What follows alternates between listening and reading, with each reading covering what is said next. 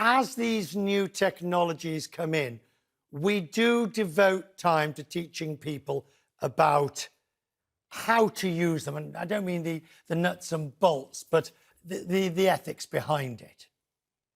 Absolutely. It becomes more and more important. The nuts and bolts for sure as well, but also the implications of it and how to avoid misusing them, how to use them in an ethical way. As the technology becomes more and more powerful, we have more ability to change the world. And that means we need to think more about our values and which direction we want to change the world. It's certainly easy to abuse these technologies and do a lot of harm with them if we're not careful.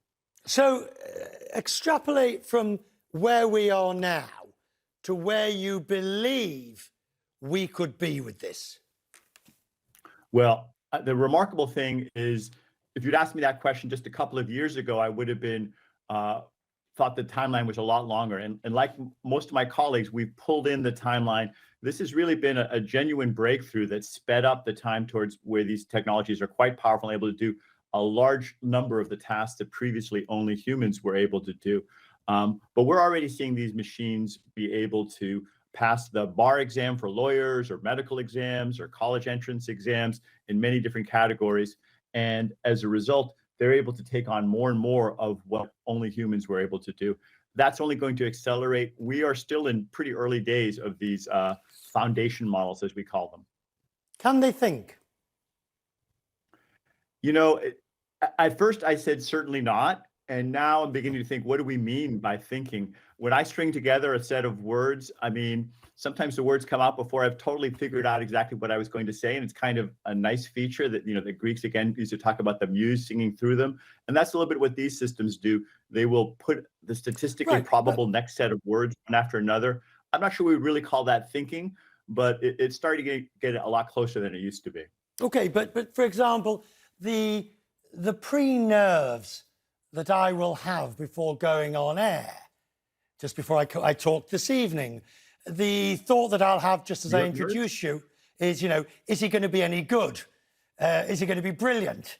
Am I going to have to rescue this? What's going to happen afterwards? Is the camera going to suddenly fall over? The AI doesn't worry about these sort of things. No, it doesn't worry about those sorts of things. It's a statistical model. It basically predicts words that are sort of plausible that come after a sequence of previous words. It's a simple concept, but if you train it on a large enough data set, it starts getting very good at that. And whether or not it can think or not, I don't really think it can, but it definitely has economic value. I'm an economist, and the economic implications are staggering in the trillions of dollars. All right, Erik, I've got a hard question, last question for you. So you have to write a letter. It's a lovely letter. It's a beautiful letter to a loved one, a child or a spouse, and you want it to be, and you know that the AI can write it better than you. It will be more eloquent. It will have better prose, better cadence. You know that. Do you write it or do you let the AI?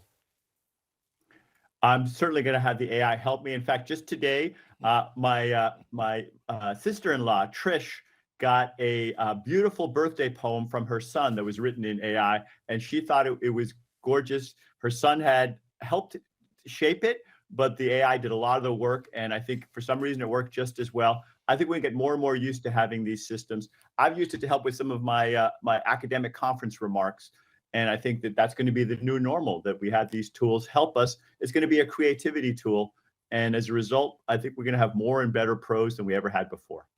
Helped by AI will be under all our signatures. Thank you, sir. I'm very grateful.